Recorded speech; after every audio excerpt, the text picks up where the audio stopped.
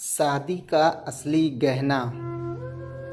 माँ, तू क्यों चिंता करती हो? समय आने पर सब कुछ हो जाएगा। और हाँ, इतना कंजूस मत बनो। इतने गहने क्यों ले रही हो?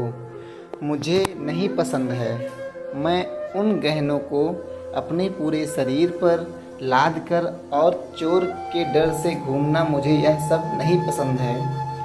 तुम्हारा जमाना गया। अब अपनी आंखें खोलो और अपने सामने दुनिया को देखो। यह कितनी खूबसूरत है। माँ, मस्त रहो और अपना जीवन एंजॉय करो। माँ, पूरी दुनिया तुम्हें और पापा को घुमाऊंगी। सारी खुशियाँ आपके चरणों में लाकर रखूंगी। उसके बाद ही मैं शादी करूंगी। मैं एक बेटी हूँ तो क्या हुआ, मेरे भी जिम्मेदारियाँ हैं। अब मुझे सिर्फ अपने कैरियर पर ध्यान देने दीजिए। चिंता मत कीजिए, समय आने पर सब कुछ हो जाएगा। नव्या बेटी अपनी माँ की माँ बनकर अपनी माँ को समझा रही थी, लेकिन चेतन शांत था, क्योंकि वह जानते थे कि नव्या खुद लाखों का गहना है। नव्या विवाह योग्य हो चुकी थी। नव्या की माँ कादम्बरी उसकी शादी के पीछे पड़ी थी। आखिर वह माँ थी ना, आसपास के रिश्तेदार थे ही जोर देने के लिए। लेकिन नव्या अपने पैरों पर खड़ा होना चाहती थी, इसलिए वह शादी के बारे में नहीं सोच रही थी। इसलिए इस फालतू की चर्चा में उसे कोई दिलचस्पी नहीं थी। कादम्बरी सिर्फ एक वाक्य कहती थी, पढ़ाई करना तो तुम शादी के बाद भी सीख सकती हो ना। हमारी चिंता करना कम करो। नव्या अपने अपने फैसलों पर अड़ी हुई थी और कादम्बरी हमेशा चिंतित रहती थी। आसपास की लड़कियां शादी करके गृहस्थी संभाल रही थी। 8 दिन पहले नव्या की सहेली की शादी हुई। वह धूमधाम से हुई। शादी में उसके शरीर पर 1 किलो सोना पहनाया गया होगा। उसे हर रस्मों में एक गहना उसकी माँ अपनी बेटी के शरीर पर चढ़ा रही थी। दिखावा बहुत था शादी में। हमारी तो कोई भी तैयारी नहीं नव्या की शादी के लिए। चेतन तो किसी बात की चिंता नहीं करते। उसे याद आया, नव्या जब इस दुनिया में आई तब कादम्बरी के ससुर चेतन को बोले, चेतन लड़की हुई है रे बाबा, अब दहेज की तैयारी में लग जाओ। कादम्बरी को बहुत बुरा लगा सुनकर। पिता बनने की बधाई देना तो दूर, दहेज की बात करने लग गए। लेकिन चेतन इतने खुश थे कि मेरी संतान के रूप में पहली ही बेटी हुई। वह उसका लाड प्यार करने में मग्न रहता था। वह उत्सुकता से नई नई चीज़ें नव्या के लिए ले आता। मूल रूप से नव्या बहुत बुद्धिमान और तेज तर्रार थी। वह उत्सुकता से नई नई चीज़ें सीखने के लिए इच्छुक थे। नव्या धीरे धीरे अच्छे संस्कारों में बढ़ती जा रही थी। शिक्षा के क्षेत्र में वह हमेशा अव्वल रही। नव्या ने मेरिट को कभी नहीं छोड़ा। शोकेस विभिन्न योग्यता प्रमाण पत्र और ट्रॉफियों से भरा हुआ था। चेतन बोलता था, बस नव्या का सपना साकार करना है, इसलिए फिर उसकी शादी के लिए बचत वगैरह वह करता नहीं था। चेतन कादम्बरी को कहता था कि उसकी शानदार सफलता ही उसका सबसे कीमती गहना है। सब कुछ अच्छा होगा, चिंता मत करो।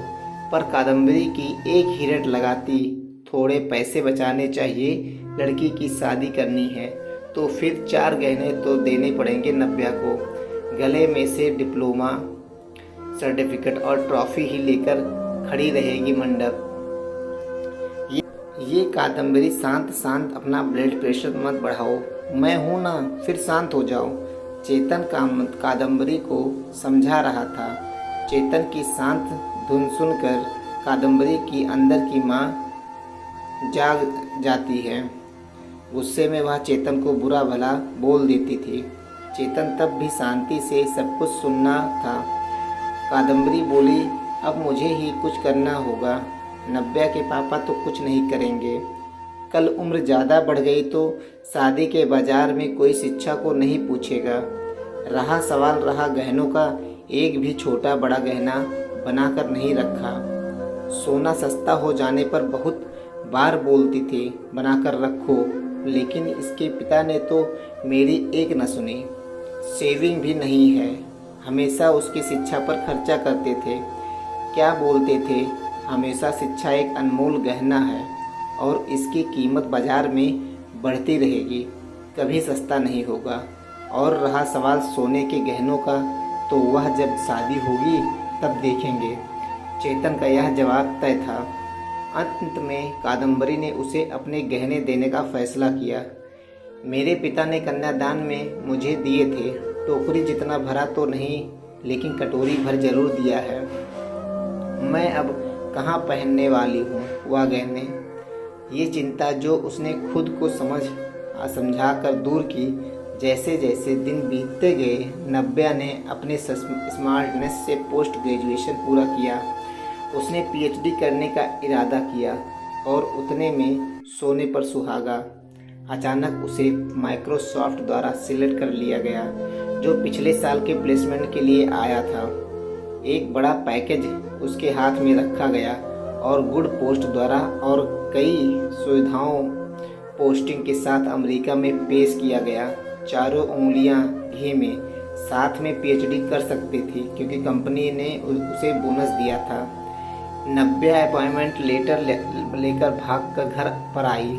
जब तक दरवाज़ा नहीं खुला तब तक नव्या ने डोरबेल से अपना हाथ नहीं हटाया।